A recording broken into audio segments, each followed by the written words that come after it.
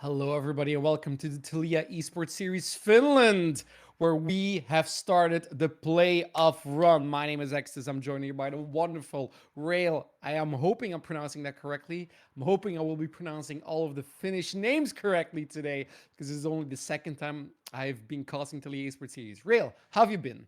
I've been good, and to be honest, that's the hard part. The Finnish names, they always catch Mhm. me off guard. I keep saying Nariki wrong, and people are like, "No, you're saying that wrong. You have to say it right." I'm like, "Oh no, I'm under blast. They're coming for me." It's something I think both of us struggle with. You're not a native Finnish speaker. I was almost gonna say native English speaker. I'm not a native Finnish speaker. I did do some research, however, and Finnish is the only language that has no bonds. That there's no similarity between with any other language on Earth. So they're not making it easy for us, real.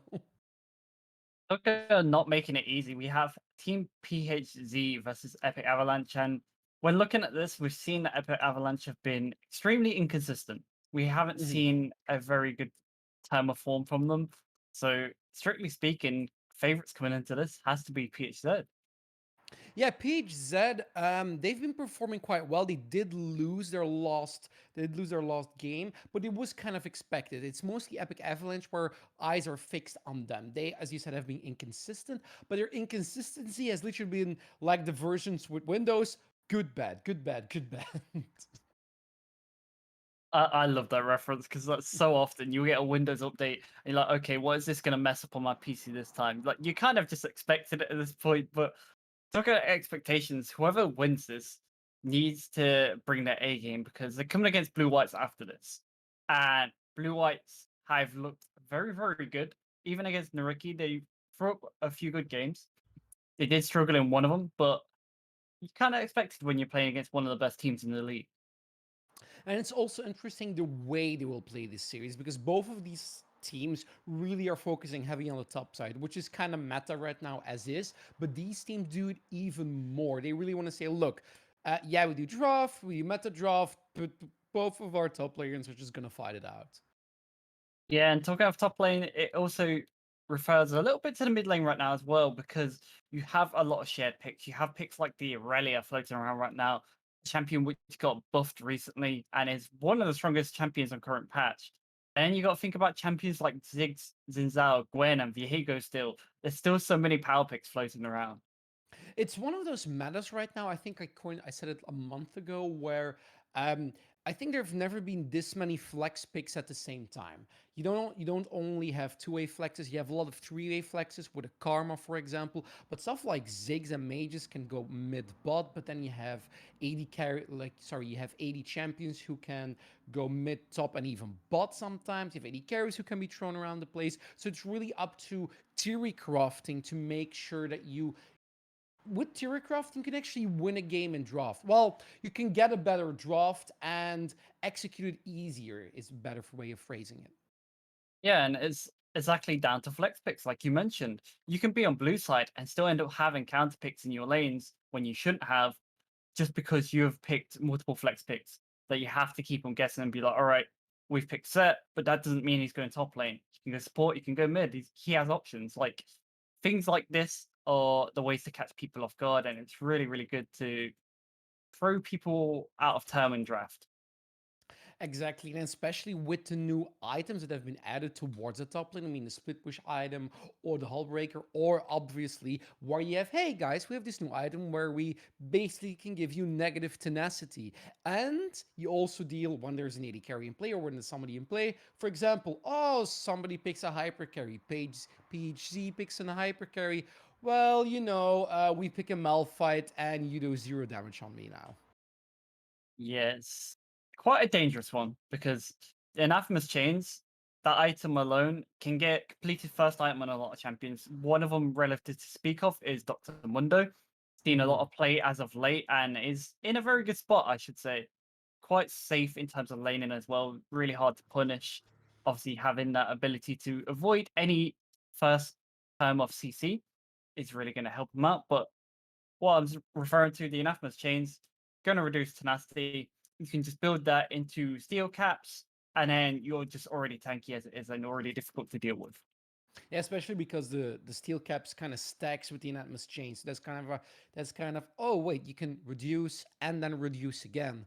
Interesting thought there. What's also interesting is, as you said, the new Mundo. To me, it feels like old Mundo, but we just buff every skill a bit and we give him a cool new passive. That's kind of what it feels like to me. I don't know. I'm the dumb play by play caster. I don't know if this is correct, but in my experience, it kind of checks out. It's a weird one for sure because I do miss the old W and the fact that you True. used to get so much consistent damage from that. You sort of miss the consistency of damage, but obviously you make up with it with the new items that have came in. You make up with it with how you can itemize now. Even items like Randomins now reduces just damage by 10%. That's already bigger than just saying, okay, I'm just going to reduce crit and have a bunch of armor. It's kind of nuts sometimes because as you said, Mundo used to be Mundo's a late game champ, but you have a few of these champions who are good at having that level 2 spike. And Mundo had the cleaver E, but now he just is more that where if he has a rotation of skills, you could just be half shotted in lane. So yes, he's a late game champion, but don't underestimate him in lane because some matchups he does really really well in.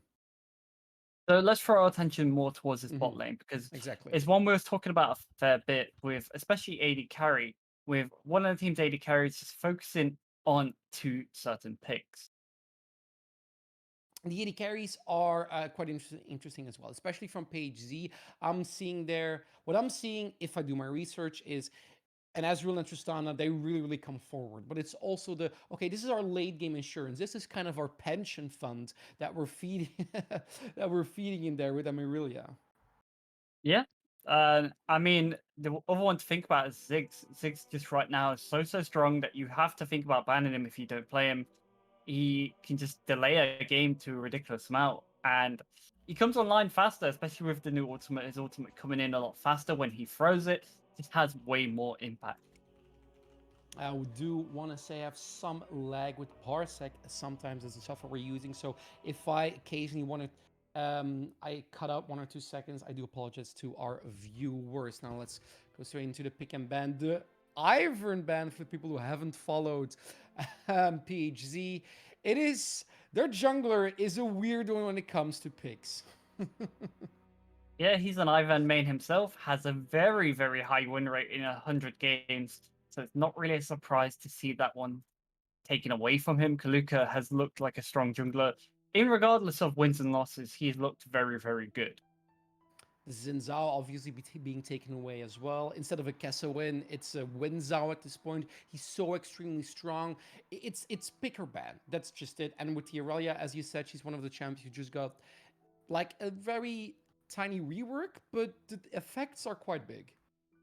Yeah, the effects are quite big. And the interesting one is the Zinzao, because we talked about that in depth before this, saying we don't expect PHZ to play it because their record on it is not the greatest. They have 2 wins, 2 losses. And on a champion what's that strong, it's kind of just a mix of results. So they just want to be playing something different. They want to be playing more towards their own comfort. And we might even see a Grace pick come out from them because their jungler's second most played is Grace this season. Yeah, it also does feel like Kaluka doesn't really want to play these champions like it's in Zhao. The Graves is something between. Mostly we've seen him being put on a lot of tanks. Now, Holla has just locked in, or at least PHZ had just locked in the Gwen, which is quite interesting, as in, yeah, it's one of those power picks right now you really, really want to focus. They have banned away the Viego, so I like their draft. However, you do leave the option open for what Avalanche has done here. It is just a hyper carry bot lane. Yeah, pretty much one of the strongest bot lanes, if not the strongest. Every time red side, if you don't take one of these away, they're always going to take Aphelios Fresh. Just gives so much safety to the Aphelios, having Fresh to just constantly moving about in fights where he needs to be. Aphelios is a very high positioning champion. If you can position correctly, your damage output is through the roof. Also, want to just tell the audience, tell our viewers, that a PHC has lost their first ban due to a penalty due to being a little bit tardy with the pick, with showing up. So it's only one ban. It's not the biggest issue in the world, and we're not going to focus too much on that. Now, the Varus being picked up, as you said, maybe going more towards like poke lane, meaning that you have Lethality Varus, where with Lethality Varus, are you focusing on lane dominance? Um, it's a bit of both. Varus is just one of the better options into Aphelios. You're able to keep up with his scaling and able to provide your team that extra bit of CC, that extra go button if you need it. So I'm going to expect the support to protect him a little bit. I'm not going to expect anything like the Karma or the Lulu. You're going to want a tank to really be in front of him. And already I'm expecting that Volibear to be in that jungle matchup, which is going to be faced into Trundle. The Trundle. So the Trundle, I imagine here, is kind of is maybe a flex pick, but the treasure's already being locked in, so it's definitely going to definitely going to either the top or the jungle here. Is Am I correct in this assumption? Um, yes and no. Mhm. Tell me why uh, I'm wrong. uh, from watching these guys, the support definitely doesn't play anything like this. He loves these engaged supports. He loves anything what can go forward. So Trundle might be a little bit out of his wheelhouse. It might be a bit more too passive for him. Whereas the jungle matchup in the Volibear is very, very good for the Trundle. Trundle is relatively good right now. I spoke to a fair few high elo players on their opinion on this champion right now, and they said he's generally good if he's picked as a counter pick. He's just at that stage where he's okay, he's not bad, he's not great. What I also really love about this Trundle pick is it's purely the pillar he can provide, because this pillar provides so much peel and safety for potential Aphelios. That means like, oh, okay, yeah, you have the trash, you have the box, you kind of need to protect the Aphelios, but the Trundle is there to body block, and he's there to body block with his pillar, and he can also do damage. So that's something I really like. Now, Epic Avalanche going for a control mage as well. PHZ, how are they gonna respond? Because this is already a lot of late game coming from Epic Avalanche. Yeah, Epic Avalanche's comp is quite scary already. They have Mm-hmm. so much front to back, and to get rid of some of that front to back is the Blitzcrank gonna try get someone out of position. I mean, it's a good option. There's not many mobile characters on the enemy team. You're looking at Trundle, he mainly just gets a little movement speed buff. You look at Aphelios, he's relying on the Fresh. If Fresh is nowhere in sight, you know Blitzcrank's gonna flash. Yeah, the just going for the Blitzcrank grabs where you just always force Aphelios in a position where he always needs to be cautious of, oh, that Q is a skill that's in the game. Can I do this? Can I be here? Because as soon as Aphelios gets pulled, he gets obliterated. He gets pulled right next to Gwen, right next to a Volibear, then he's just dead. Yeah, it's going to be interesting to see what's locked in last because we have the Oriana picked by PHZ. There's quite a nice wombo there with the Volibear being able to deliver the ball quite good, actually. It's sort of a kind of just replaced Jarvan in a way, Ooh, but now the that is Tryndamere. an interesting one. I've never seen this matchup, I'll be honest. I okay, I can't reveal too much, but I know I've seen this matchup somewhere in a scrim that I can't really talk about. And it is considered a counter to the Gwen, because basically you can out damage the Gwen longer because you have that ultimate. And Gwen does really well when she dashes into you, but she doesn't really have escape tools afterwards. And with the Tryndamere, that's great. You just keep going. Either you get the kill and you can really snowball. It is, however, a very, very risky pick to take because Tryndamere, as we know, it's either a do or die lane. Yeah, it's kind of where I was more expecting something like the Camille to be locked in. Camille has just been one of the most consistent picks into the Gwen. You're able to keep up with the same damage as Gwen, you scale just as good. And if Gwen commits to an all-in, you can just jump out and then jump back in. You don't have to fight on Gwen's terms, but nonetheless, that's not what we got today. We have a Tryndamere. It's Flash Ghost, so they're even going to lose the TP for this. This is really committing to saying we are winning via the split push. Something like a Jax as well would not have been bad here for Epic Avalanche picking in the top lane, but this is 100% saying, look, we are... it's almost a disconnect for me. And it's almost kind of what we were expecting from Avalanche, where you say, look, we have the Aphelios comp that we kind of build around. Yes, we have Merza there on the Victor, which fits well into this. And you have the Tryndamere to counter the Gwen. Does it fit into the comp? No. It's purely there to match the Gwen, to match a split push. I 100% agree with this. And that's sort of where I'm just feeling like it was screaming Camille to me in draft. I was like, okay, what do you need here? You need an extra source of engage because your engage here isn't reliable. You're relying on Fresh for your engage. When you look at the rest, you have a Trundle pillar, sure, it's a slow, it's not a guaranteed engage. Victor isn't going to engage for you. He wants to be sitting next to Aphelios, which fits with your comp. But that's my main worry looking at this comp. You don't have that go tool. When you look at PHZ, they have Volibear, they have Varus, they have Blitzcrank. You could even use Gwen as an engage tool just because her Hallowed Mist makes her untargetable unless you're inside it. I just like PHZ's comp way, way better here. It's also something where PHC can say, look, we can kind of go with a dive comp. We have the Volibear Oriana combination, and Varus can also just put out those ultimates. It's gonna be very difficult for Epic Avalanche to kind of stall the game, but the game is no longer being stalled as we jump right into it. This is the first game in the playoffs here in Italia Esports Series Finland, and I'm hyped. I'm hyped with just the comps alone, and even that Tryndamere pick is so interesting. But are they going to catch him out? They're looking for something cheeky here.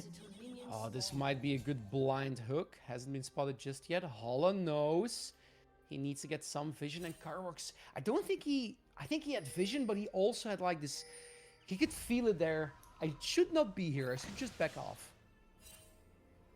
Yeah, unfortunately not able to find anything with a Blitzcrank invade. But Epic Avalanche didn't even go down to place a ward on the enemy red buff. I feel like this is a misstep by them. They could have got some extra information when they know the rest of the entire team are invading. But nonetheless, they won't have any extra information here. Unless someone shows early in lane, they're not going to know where Kaluka is starting. I 100% agree, and it's also interesting because you have that Blitz, you have that Blitzcrank, you have the Varus, you also have the Volibear, meaning you can kind of really work with the jungle bot synergy. You can really make sure that Jonas is just pushed out of his jungle straight away, because Trundle doesn't really do well those early 3 levels in the jungle. Yeah, and whereas on the flip side, Volibear has such a nice clear, doesn't really have many issues, even has his shield to back him up when he gets that on level 2. So Volibear's clear should be consistently a bit more faster than the Trundle. Something we definitely want to keep our eyes on. Both junglers started on a red buff this game. Well, junglers started red, meaning we're gonna have X jungling here, meaning also, this is something we haven't really talked about. Looking at the laning matchup here, where is the focus going to be put from both teams? For Epic Avalanche with the Tryndamere, I'm not sure if you want to give the Tryndamere attention, but for PHC, it's maybe more clear. Yeah, I think it's way more clear because as soon as Tryndamere hits 6, it becomes even harder to gank that lane. So it's kind of like a Mordekaiser scenario where it's better to just gank it pre-6, create some pressure where Tryndamere has to back off CS, or even get a chance to blow any of his summoners. That will just create so much freedom for the Gwen. And Gwen might have time to actually start getting towards these team fights without being bullied too much by the Tryndamere. And this is actually a great move from Carrock. So he moved down to place that ward, and this can signal one of two things. Either it's, okay, so our Trundle is near me, so we might go for two-man invade, or we have no idea and we need to know. But you still don't have any vision on your page Z, and you have no idea where Yones is. Yeah, and still no information on the Trundle as of yet as well. We know Trundle is on the bot side, but PHC know nothing of this. Volibear's been pinged out instantly as well. So Epic Avalanche now have a little bit of information to work with, but not really much just yet. It's only 3 minutes 30 in the game. I think most of our action we're going to see is just going to be around the level 6 mark. I imagine so. This is also team composition, actually from both sides, that synergizes well at level 6. Not particularly great, but it's something you need to consider, especially around the top side. I mean, level 6 Tryndamere, you mostly just all go in. I know we keep talking about the Tryndamere, but it's very important to talk about. But Holla with the Gwen can also show lane dominance against the Tryndamere, especially if you play the wave correctly. And Gwen actually getting that early push, so he's actually been able to come down and help. This is a good roaming from both teams. It is a 2v3 situation, though, for Epic Avalanche, and I don't think they want to engage just yet. Holla backing off, but he's going to find Korvax in his brush, who has full fury, decides to dash over the wall. And interesting enough, Trundle has the red smite in this game. So once he's finished up 3 more smites, he will have the red smite, so his dueling potential is even higher. So he might even be able to deal with Gwen at some stages. But when it gets to later in the game, Gwen, we know, becomes a late game monster. She does, and maybe she'll actually able to be on par with something like a Tryndamere, but most likely with something like a Trundle as well. And that's going to be very interesting. Oh, use lucky crits. Carworks going in, trying to maybe get a kill, and gets the first blood. Also gets the Triumph heal, and the heal from the Q. That is something that should not have happened. Hola, maybe a little bit greedy there. Epic Avalanche getting what they want. They got that counter pick with the Tryndamere, and it's actually paying off. First blood on Tryndamere is one of the scariest things you can ever hear in a game. It is. It's very scary, and look at how this actually turned out. And it's just that crit at the end, just absolutely demolishing when you get that full fury. And even when you lose HP, you get more AD. People always forget about this. So with Tryndamere getting low, it always is a double-edged sword. You might think you may be able to finish him off, but then the crits come through. And people also tend to forget Tryndamere is a champion with the highest base AD in the game, meaning he's really difficult sometimes to deal with in lane, and he got a kill before level 6. Going for the Berserker Graves, you don't need the AD, you just need the attack speed. Dragon being started up though by Epic Avalanche. They know they can commit to cross-map plays because they have dominance in the top lane. They know Hollow does not have teleport. We were fearful for them, but I really do like what they're doing. Level 6 Gwen, not level 6 on the Tryndamere just yet. I think he needs just a cannon yet. And that's kind of going to deter the dive. This is going to be very hard to pull off. They need to do this correct. Trying to whittle down that hell bar. Kaluka no level 6. You can't really disable the turret. He's taking a lot of damage. They're mostly trying to zone off Carworks from this lane, but I don't think it succeeded. Yeah, it didn't work for him this time. Tryndamere is still fairly healthy. Going to be able to heal a fair bit off that Fury as well. So he's more than fine here. Yeah, and with the Tryndamere as well, because you have so much base AD, you can just... with the crits, you do so much damage on the minions. You also heal a lot without actually having any lifesteal. If you have lifesteal in your runes, it's going to be great. Artem needs to flash away. Jones flashing back after it. The shockwave will deter them from chasing, but it's EA definitely on the aggressive. Yeah, and this is kind of what you expect with some of the champions you have in this game. You expect Trundle to be invading as much as he can, but they've not really been able to deal with the pressure of Epic Avalanche just yet. Yeah, Hola uses a needlework, trying to whittle Carworks down. I don't think he needs to use it at Undying Rage. Yeah, Undying Rage does percent damage, but if you're Tryndamere, you just build damage. And I know we keep talking about this matchup, but I think we're going to see yet another fight. Undying Rage being procced. Hola uses his W. Carworks does not want to commit. His Undying Rage has timed out. And you can feel both of these top laners, they want that kill. Yeah, the tension's there, and look at the HP. Look at the HP, look at the flash, but do not look at the death recap because it just isn't there. And they keep on the aggression, they keep on the onslaught that is this top lane matchup right now. Now, enough about top lane, let's talk about the other lanes. How is it going in the bot lane right now? Because we have not really given them so much attention on the cast. Was about to go down because Volibear's here. They're looking to pull the trigger. Flash forward, pulling the trash. Turbo Gandalf needs to flash away as well, and Aphelios has the correct weapons to keep his own in a fight, but Kaluka still not spotted, also does not want to commit. Still no level 6. I think he's been level 5 for almost 2 minutes now. Yeah, that's kind of the big determining factor there. Volibear's level 6. That force play actually works. So I feel like there's some miscommunication there because Volibear being level 5, wasting time in the bot lane, is just going to lose him more. And talking about losing more, look at Trundle. He is taking the Rift for absolutely free. There's going to be no contest on that, and he's able to pick that up. It's not only no contest, it's also there's no vision being put down from PHZ. Yes, they have some defensive wards being set up, but they're actually kind of playing blind at this moment, and Carworks can't really take those trades on for too long. That's a shockwave in the mid lane. That's also a stun, and Kaluka taking up Mirza. PHC definitely biting back. And they can look to bite back more. They're working towards that top lane. 3 members all coming around here. They have the wave. It's a very big wave as well. Hextech Flash being used. Carwax gets the knockup. Luca this time he is level 6. Undying Rage being used. But Selfway, he needs to get out of the way. Otherwise he's going to get killed. Carwax flashes out. Needlework does not connect. But Kaluka, his teeth, they do connect. And that's a 2-for-1 kill. Well, that's definitely worth for PHZ. Definitely worth. You wanted to get that Tryndamere shut down. And he was on 2 kills before that. So, oh no, he was on... Did he pick up Selfway, sorry? He picked up Swan, right?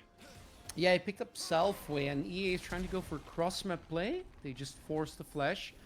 No Morale. They also put down the Herald, and they really are going. You're really committing for this first turret now. Holla is doing the same thing. Who is gonna get it? Could be the bot side, because Gwen's took another tower shot. Yeah, it's definitely going to be the bot side now. Should be the buff side. Ultimate is being used. Amorali really wants to defend this turret. Really wants to defend the first turret blood. Beautiful hook there. And Turbo Gandalf is actually taking turret aggro. That's a kill. Amorali gets the kill. And they have defended the first turret blood. Well done from PHC. In a 3v2 nonetheless. Yeah, good choice to pull the trigger. Knowing that Trundle isn't that tanky just yet, that you can make this play happen. Varus has, sorry to Dirk, he has a lot of damage. And the timing on that hook from Blitzcrank deserves so much praise because Fresh threw his hook at the same time.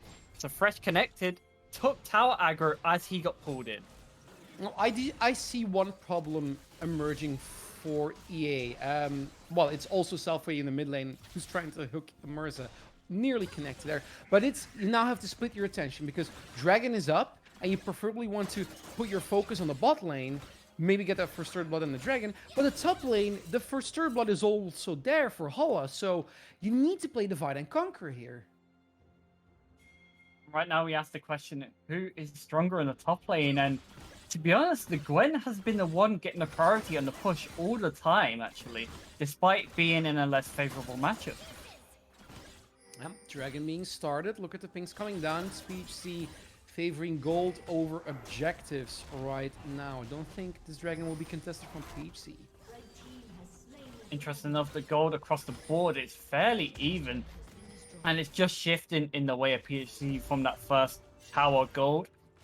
Not much pressure has really been put on Artem right now. Like, he lost his flash quite early from the Trundle, and then nothing was done with that. So he just has flashback for free, and he's able to just keep farming it at mid lane. Mid lane looks fairly even across the board.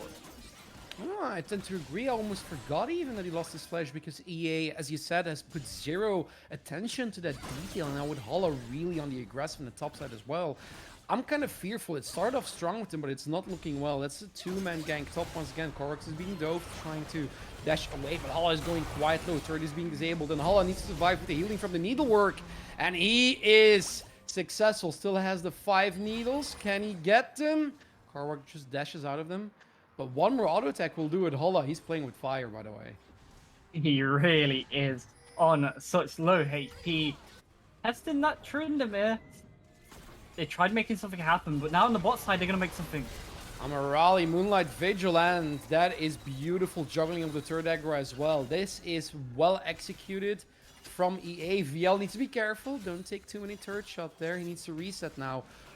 But it's a good cross-map play they did. I mean, yeah, they're throwing pressure into the top side, but look at the real pressure in this game. Aphelios 131 CS to Varus 91. From Trundle showing down there, throwing that gold over with that Rift Herald to the Aphelios. Aphelios is making good use of it, and it's set up to be the main carry for this game. Definitely, not only with the CS lead and the kill he had, but also with the turret plating he just picked up. It's also an extraordinarily fast game. 2 turrets have fallen. Minute 12, minute 13 I almost want to say, and this game is accelerating so fast.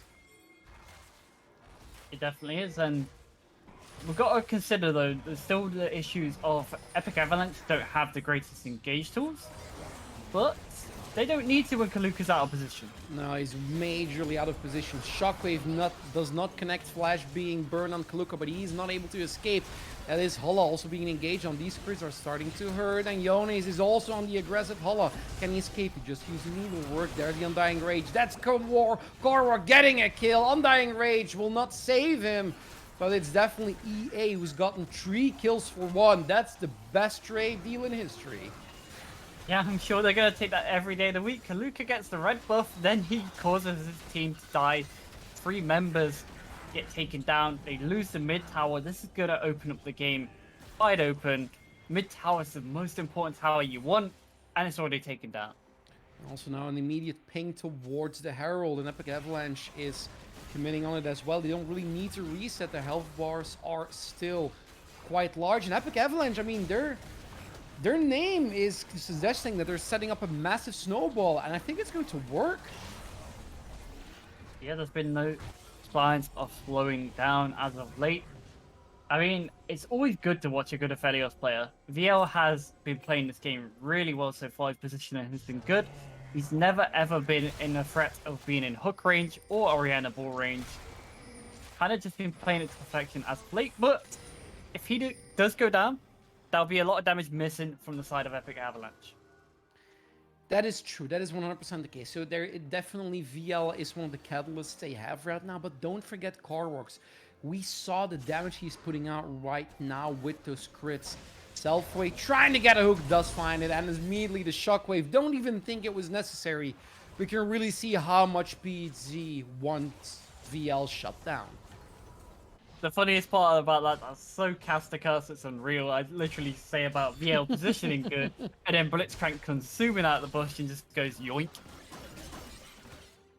Saying, oh yeah, the positioning from VL is so great. Well, yeah, right into my Blitzcrank hook, mate. Right into my Blitzcrank hook. Now looking at 16 minutes, the third dragon is spawning. 2 of them have gone to Epic Avalanche. What is the game plan for PHZ here? How do they stop the onslaught that is EA?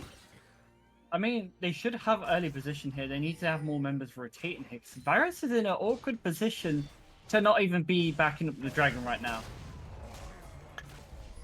Yeah, he's in the mid lane trying to catch that wave alongside VL, but VL, you can't underestimate him. Morale needs to be careful that when he does not get cut out, the pillar might be available. Gets it, and that is probably a dead Varus. However, Jonas does not want to commit too hard. The lantern is available. Selfway, his hook goes wide, and it is definitely PHZ who might want to turn this around. Holla using needlework, really wanting to catch VL off guard. Needlework, no more stacks available, meaning EA knows this might be a good turnaround for us. And PHZ is focused, but look at EA. They know we have a Tryndamere. They know we have a split push. They do not have a teleport, however.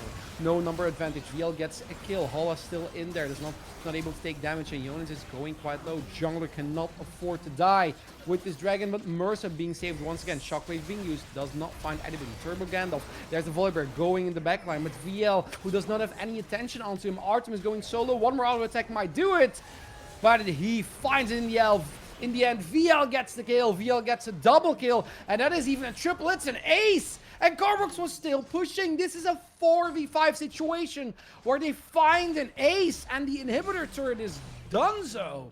That's the important part about this. That was a 4v5. And Epic Avalanche played it that well that they just couldn't find any entry to get in towards that backline. And meanwhile, Carlox was just having a fun time playing Farming Simulator in the top lane. He's like, I'll have this minion, I'll have this minion, I'll have your tower. We get started with this fight. Looks like PHZ find their way into the fight. They miss the hook, so Blitzcrank is just soloed out, and by the time Blitz gets anything down, he's already dead. Felis gets the ultimate, doesn't really do too much damage here. Jonas survives as well, and it's just such a split fight at this point. And then with the Shockwave also not hitting anybody, VL just has free range to auto attack here. Yeah, and that's exactly what he does. He just slowly works down on the Orianna. Volibear's in no man's land and just gets hooked up. And it's just a very clean fight from Epic Avalanche. Like you said, the Orianna ball missing is such a massive factor. It's now all in the hands of EA. It's their game to lose, but it's definitely their game to win. It's 19 minutes in the game. They are at soul point for an Infernal Rift, and Carworks is not slowing down. Look at these crits! He uses the Undying Rage, but I don't even think it was necessary. The Herald is also being put down, and the only thing you do not have is a Baron buff, but do they even need it, though? Man, I hate that champion. As a top laner, I hate that champion so much. And it showcases exactly why. You see the damage come through, the crits do so much damage, and it's just able to run down Holler, gets that outer tower, and it's just slowly going to be working towards the next one. It's just going to be a game of, you have to come and answer me, otherwise I'm going to take your base. Don't forget, with the Kraken Slayer on Tryndamere, your effects hit double something. So it means when you crit, the crit, like your spin is reduced if you crit. But if you crit with a Kraken Slayer, it's reduced twice. I mean, you can spin in, do 2 auto attacks, spin again. It's absolutely disgusting on this champion. And Phantom Dancer as well, it's a big, big item for him. It's looking quite dire for PHZ, I must say. They're not finding their ways into these fights. They are the ones with the engage tools, but they're never on the right page. Not only that, when we were discussing the pick and ban, what I saw was, okay, Epic Avalanche, they really have a late game comp. So can they survive the early game? They didn't survive the early game. They not only won the early game, they dominated the early and mid game. And right now it's 20 minutes into the game where it's just their playing ground, Summoner's Rift. Yeah, and really so far, the performance from the Trundle as well for Epic Avalanche has been really, really good. It's been constantly in Volibear's jungle. Even though he didn't punish the Orianna, he's shown he wanted to pressure bot lane instead, and that bot lane pressure has really been paying off for him. And mainly, like you said, the game is still in the hands of VL, and if you don't have him, you still have Carwox playing Farming Simulator on the side lane, saying, if you want to answer me, I'm gonna kill anyone you bring down here at this point. And it's kind of double point. It's kind of like a 2-edged blade once again, because yes, you can have Carwox, who's also a damage dealer in a fight, but you can also just have him saying, I'm a Tryndamere, I'm a split push. I'm just going to split push. Even if we lose a fight, I take down these turrets so fast, it doesn't really matter. Now for PHZ, their win condition might just be catching someone off guard, because they do have the Blitz, they have an Orianna, they have a lot of synergy with their ultimates. Yeah. It's just, if they can get that wombo combo, it's still in their hands. There's still potential. There's still an Orianna. You always have to think about this when there's an Orianna in the game, but...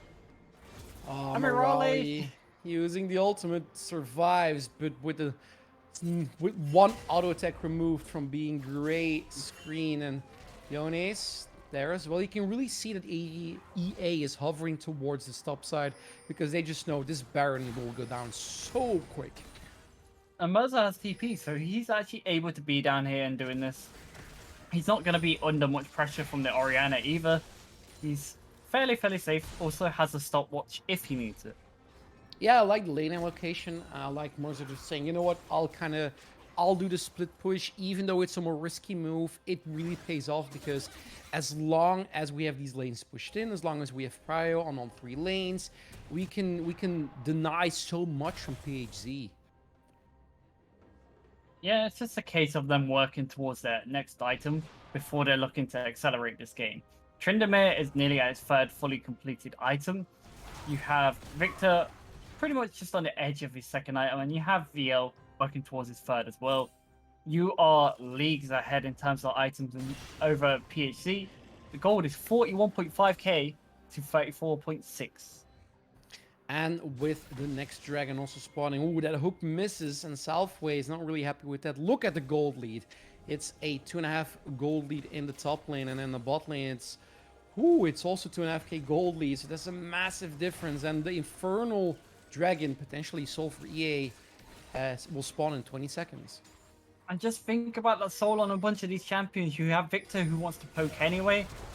But they're trying to go on Victor anyway. They're caught him. Self-wake. They indeed caught Mirza. He will definitely die. But now it's PHZ who might be clumped in this river. They might be stuck. Carbox going in. Undying Rage has been popped, but can he do so much damage? On Morale, he gets hooked away. Beautifully done. Self-wake saves the carry, but VL is definitely unstoppable. There's a Volibear ultimate. He does not jump over that wall. The shockwave might turn this fight around. Artisan going golden. Yonis trying to make sure this fight still goes into the advantage of EA. Carwox dashes over the wall and gets the kill. That's a godlike Aphelios, and the dragon is also on the menu. Only Selfway surviving, and on EA's side, it's only Mirza dying. Yeah, and they can pretty much just already look towards that Baron. Have one member doing the dragon for you. He's actually just going to abandon that. He's just going to say no. He's going to go straight to the Baron. Death timers are quite short, but there's no chance Volibear will get down to here in time. Double teleport available. They just sent Carwax towards the dragon. This is a risky move, but if you bet on both horses here and both of them win, then that's a massive payoff, and I think they'll get it. So that is Infernal Soul. It is 8 to 69k gold difference, probably going to be 10 after this Baron. There we go. And it is EA who can probably do one push and maybe finish out the game if they win a team fight. Yep, and it's really just looking dire for PHZ. I don't think there's much ways they can come back into this. They've been trying to make them picks, but it just hasn't been working. They catch Victor here, which is the good idea, but Volibear's in no man's land already. Look at the position of where he is and where VL is. VL is free hitting on the side. He has no protection with him as well. That's the worst part. VL was in no man's land on his own, and it's able to just kite back with ease because no one else is pressuring him. And this shockwave, it almost looked like the shockwave could turn it around, but they can't really burst the Aphelios yet. And that's a massive issue because then the Carworks just engages the fight. Once again, he has some life still in there, he has his Q to heal up. So these longer fights definitely also favor EA. PHZ, they need to blow EA, they need to vaporize him to have any chance of winning these team fights. Yeah, it's just not looked like PHZ have been on the same level. It looks like there's been some serious miscommunication in a lot of the plays what have been going on. Moonlight Vigil being used, Arkham going golden, but definitely shouldn't survive here. That's even 2 kills alongside of EA, and with the Baron buff still available, they don't even need minions. Look at the pushing power from EA. It's also split down the bot lane. Carwox still has his ultimate available, but needs to be careful because Holla is definitely still, well, he looks that as if he's winning these trades, but he's on 5. Massive damage from Mirza coming out, and EA knows they can take down these inhibitors.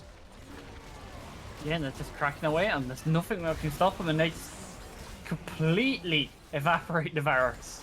Turbo Gandalf, beautiful flash hook, and that's one inhibitor going down. The third inhibitor turret is also going down right now. Looking at EA, are they looking to close, or are they looking for 3 inhibs into a reset? It's looking more towards a close. Holla trying to go in on Turbo Gandalf, but that's the support. Hook from Salve. Jonas is down. Now it's a 4v4 situations. Amarali, 10 seconds on the death timer.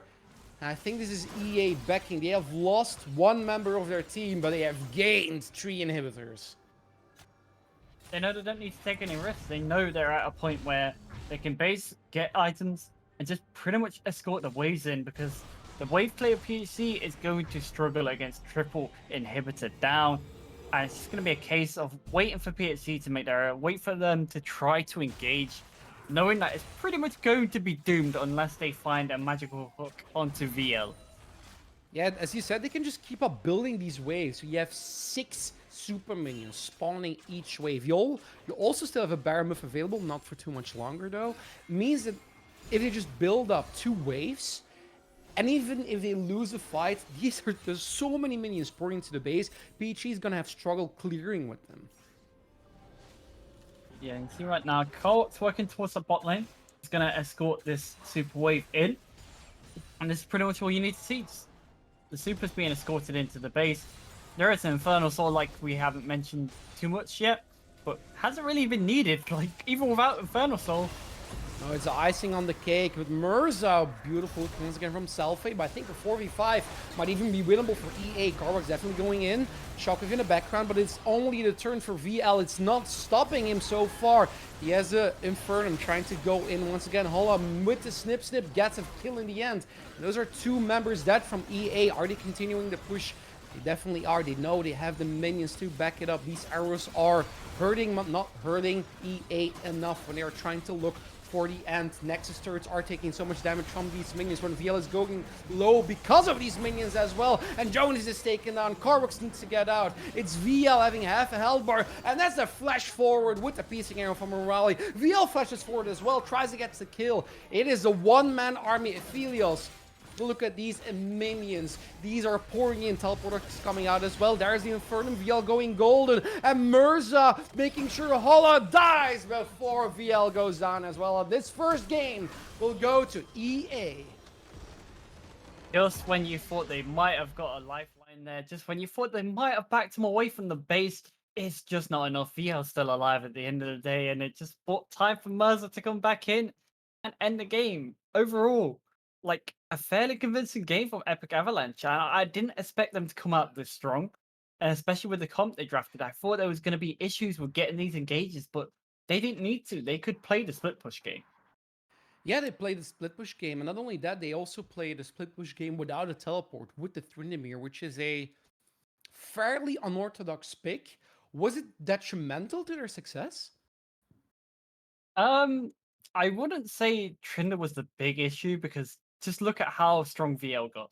So Mm-hmm. Trinder did nullify the Gwen a bit, but you weren't going to win the game through top lane here.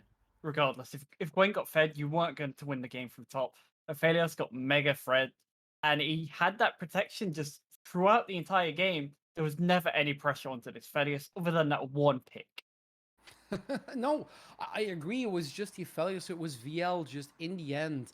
As soon as he got going, as soon as he got, I want to say, his second item, you could see, okay, I'm strong. And then all of a sudden, okay, I'm really strong. You said something in the last 2 minutes of the game. Yeah, we didn't really talk about the Infernal Soul because it's just it was literally just the icing on the cake. Oh yeah, by the way, they also have Infernal Soul. I don't think even think they needed the Infernal Soul to finish. Now, what does PHZ need to change to win the next game? Because if they lose, well, they're out of the playoffs, and it's Epic Avalanche advancing. So comp wise, it was okay. They just need to clean up a lot in terms of communication. And I can tell that from an outside point of view because it just looked like everything they wanted to make happen was so delayed. And even just like gank from Volibear in the bot lane, level 5, that isn't going to work. You cannot lane gank as a Volibear level 5. Even with Varus Blitz landing on anything, it will not work. And it was just too many scenarios of that happening in this game where they can't play their comp. They can't take any leads what they want to try because they don't have the communication. There was a sort of disconnect in that communication. I will definitely agree. And as you said, you can't really gank, or you don't really want to gank with the Volibear when you're level 5.